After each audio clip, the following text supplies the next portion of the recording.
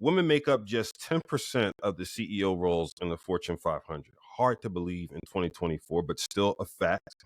I assume those numbers are probably not too dissimilar outside the Fortune 500. If you expand it to the, 1,000, if you expanded the private sector, maybe they change a couple percentage points, but probably not a lot. You are the first female president and CEO in DeVry's 93-year history.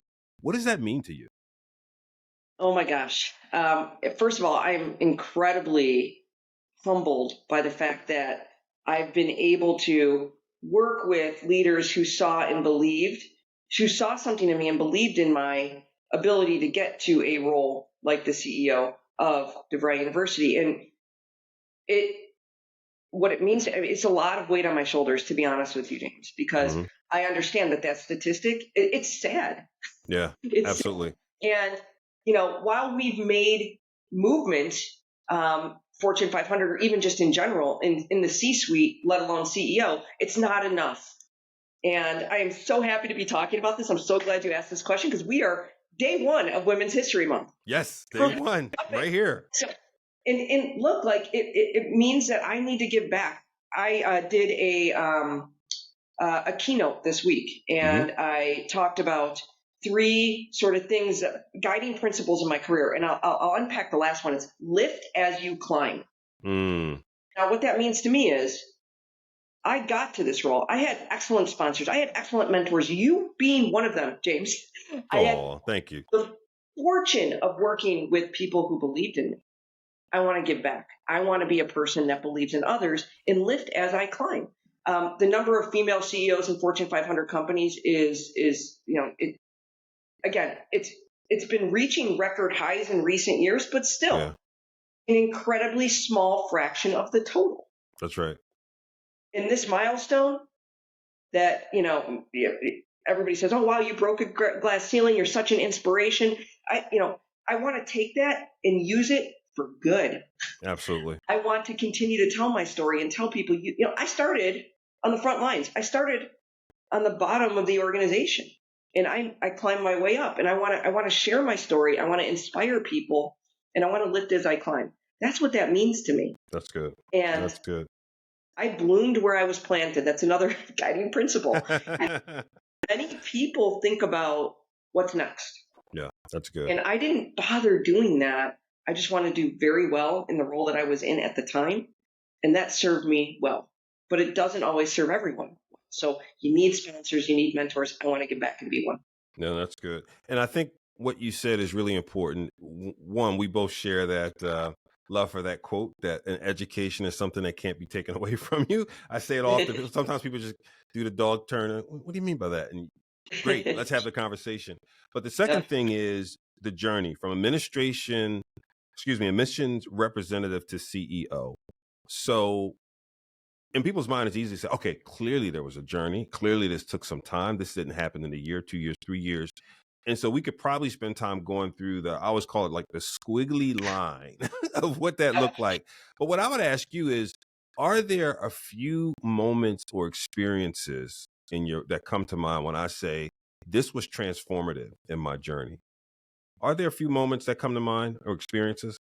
There are. So I'll say my success can be attributed to several factors, but it fundamentally begins with the mindset that I shared at Bloom Where You're Planted early in my career.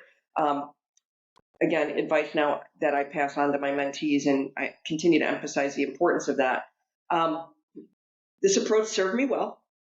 Since 2007, James, I've been provided opportunities for advancement, and they've come to me. So it highlights the value of focusing on, being in the present and blooming where you're planted. It can truly pave the way for future success. But a turning point in my career was in 2013. I actually opted to tackle a challenging assignment that others at my level were super hesitant to take on. And I moved away from a team I had built to lead a significant transformation of a large operation, a task that had previously many have failed in leading this part of the organization. It had daunting challenges. It was ripe with opportunity for transformation and growth. And a lot of people are like, I'm cool in my little bubble. Like, I don't want Right. to take that I'm on. good. I'm good. I don't see the value in that. And I approached the situation in 2013 not with blind optimism. So please do not think that I was scared, Yes. but I also was determined. I was fully aware of the potential pitfalls that this role could lead to, but I was confident, and Mm, I told myself, if I'm not going to take a challenging assignment on now, then when? yeah. So that experience was incredibly transformative because I took something on that nobody wanted to take on, that many have failed taking on, and I jumped right in. And I wouldn't say it's easy. It took a while to transform the operation, but we started maybe about a year and a half, 2 years in, to really turn the corner. Yeah. That's good. Bringing better leadership in, really emphasizing the importance of coaching and development, inspiring your team and not just asking. And we're not making widgets here. We're inspiring other people to get an Yes. education, to pursue their educational journeys. So we have to motivate our teams to motivate others. And Absolutely. so the key to navigating this challenge was not to dive headfirst into rebuilding this team, but my mindset, which served me well, because since then I've taken on other roles that were in need of transformation or a rebuild. And it's my mindset was understand the nuances and the intricacies of what we needed to endure and whom I could trust and Mm, collaborate with within the organization to help me, because transformations are never a solo endeavor. that's right. You need a team. So I formed a coalition of reliable partners. I focused on fostering a collaborative environment. I emphasized the importance of building and uniting a team with a shared vision. And let me tell you that throughout this journey, I learned the importance of humility and patience. And Mm, so I think that was a really pivotal moment in my career, because I learned that Rome wasn't built in a day, but they were layering bricks every single hour. that's So good.